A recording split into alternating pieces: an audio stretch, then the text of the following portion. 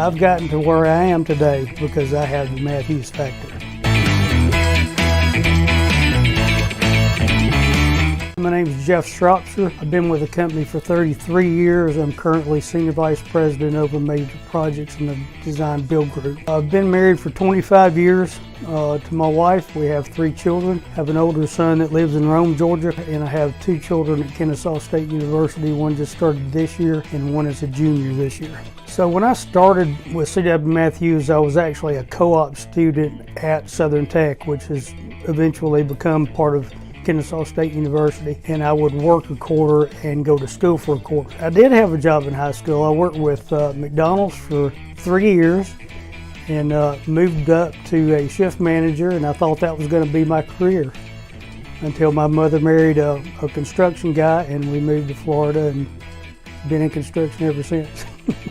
I've had lots of hobbies over the years, but the longest running hobby I've probably ever had was drag racing for about 30 years.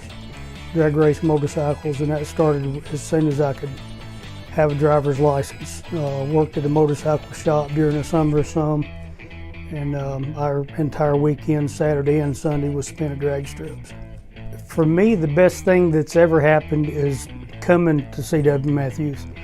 Not only did I co-op here, so they actually helped me pay for college when I was co-oping. Got a good job, been here 33 years, made a long career out of it. I actually met my wife here. She was the receptionist. This company has become my life and has been for 33 years. So the best thing that has ever happened to me in my life was starting to work for C.W. Matthews Contract. If you've been in the construction industry for as long as I have, there's lots of projects you think of. But there's always one that stands out, and for me that's probably the 9 right 27 left runway replacement at Hartsfield. We completely removed and replaced that runway in 33 and a half days. And when you go through something like that and you live that job day in and day out for hours and hours and hours, in that case about 6 weeks, the end of that project, coming to a close and see what you've completed, that's the best feeling. And for me, it was the first plane that landed on that runway when it was completed. When you talk about communication, in my mind, it's really simple. There either is communication or there is not communication. To be good at your job, you have to communicate. More than likely, you're not going to get detailed instructions on exactly what you should do minute by minute at your job. There are going to be times when somebody asks you to do something and you're not going to clearly understand how to do that. So what you have to do is convince yourself that you want to do your job well, and if you want to do your job well, you fully have to understand what your foreman or boss is going to ask you to do. And that may mean that you have to ask for instructions because you don't fully understand what it is you're supposed to do. But as you progress through your career, you're going to want to know things that you don't know. You're going to see somebody read a set of plans and you're going to want to know how to do that. You're never going to learn unless you take the time and put forth the effort to go ask somebody a question. You know, what does that mean on that set of plans right there? Can you show me how to do that? Can you show me how to run that piece of equipment over there? That's all part of communication. So if you don't have that, then there's no communication. Communication is such a gift.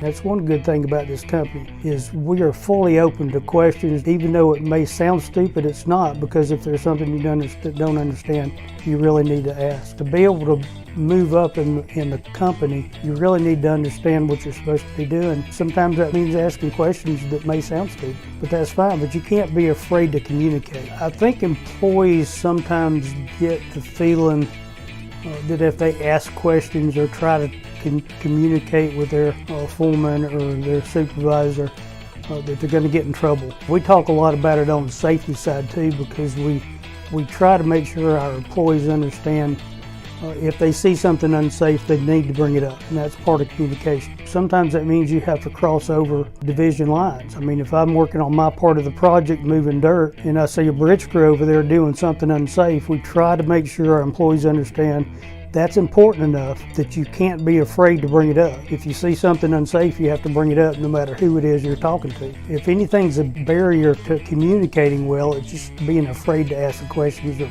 being afraid to talk to somebody because they're in a different division, or somebody thinks they're too high up on the corporate ladder to be talked to. The reality is at Matthews we're all open. We pass out mobile numbers like it's candy. Anytime anybody has a question, they have the ability to call us and ask us. Even if an employee isn't afraid to ask questions and learn new things and communicate, sometimes they don't ask the right questions. Sometimes if they do get answers or somebody tells them what to do, sometimes they don't pay attention to what they're being told. Sometimes they don't fully understand what they're being told, and there again, because they're afraid to look stupid, they don't ask a second time or they don't ask for additional details so that they can fully understand what they're being told. I think at that age, it's probably just trying to get over the natural fear of communicating with someone other than your friends. And when you get up into junior and senior in high school, you really should be deciding what you want to do with your career, whether it's going to be go to college or start to work somewhere. And you really need to start asking questions to people that are older than you about what they did at that age.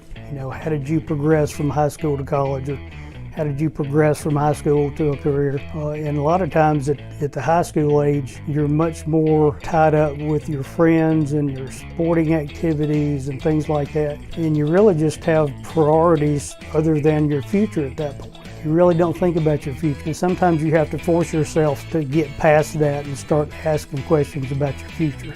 I've gotten to where I am today because I have the Matthews factor.